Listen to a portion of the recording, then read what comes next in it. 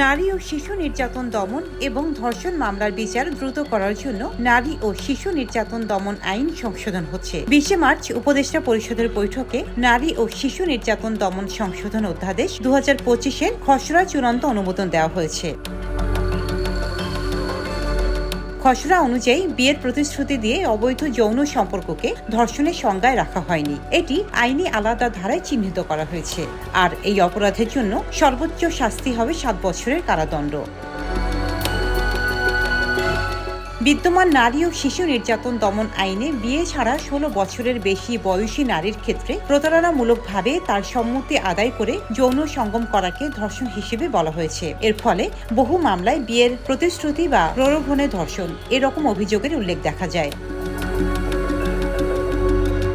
খসড়া অনুযায়ী বিয়ের প্রতিশ্রুতিতে অবৈধ যৌন সম্পর্ককে ধর্ষণের সংজ্ঞায় না রাখার বিষয়টি এক অর্থে ইতিবাচক, কিন্তু এরপরও অনেক প্রশ্ন রয়ে গেছে। প্রতারণামূলকভাবে সম্মতি আদায়ের কথা বলা হলেও সংশোধিত খসড়া অধ্যাদেশে সুনির্দিষ্টভাবে বিয়ের প্রলোভনে যৌন সম্পর্ককে অপরাধ হিসেবে চিহ্নিত করে শাস্তির বিধান রাখা হয়েছে, কিন্তু ঠিক কি করলে প্রকৃত অর্থে অপরাধ হিসেবে বিবেচনা করা হবে তার সুস্পষ্ট কোনো ব্যাখ্যা দেওয়া হয়নি। কেউ বিয়ের কথা বলে যৌন সম্পর্ক করার সঙ্গে সঙ্গে অপরাধ সংঘটিত হবে, নাকি পরবর্তী সময়ে বিয়ের প্রতিশ্রুতি পালন না করলে অপরাধ হবে, অর্থাৎ অপরাধকে ব্যাখ্যা করার ক্ষেত্রে অস্পষ্টতা রয়ে গেছে।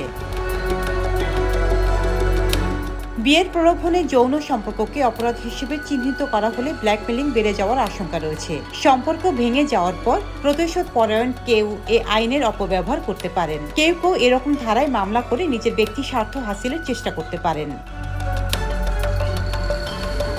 বিয়ের প্রতিশ্রুতি দেওয়া বা তা রক্ষা করা একটি নৈতিক এবং সামাজিক বিষয় হতে পারে, কিন্তু শুধু প্রতিশ্রুতি রক্ষা না করার কারণে তা অপরাধ হিসেবে গণ্য করা কোনোভাবেই ন্যায়সঙ্গত নয়। সম্পর্কে টানাপোড়েন, ব্যক্তিগত মতপার্থক্য বা পরিস্থিতির পরিবর্তনের কারণে অনেক সময় কারো পক্ষে বিয়ের প্রতিশ্রুতি পূরণ করা সম্ভব নাও হতে পারে। এই বিষয়গুলো বিবেচনা না রেখেই নারী ও শিশু নির্যাতন দমন আইন সংশোধনের উদ্যোগ নেওয়া হয়েছে।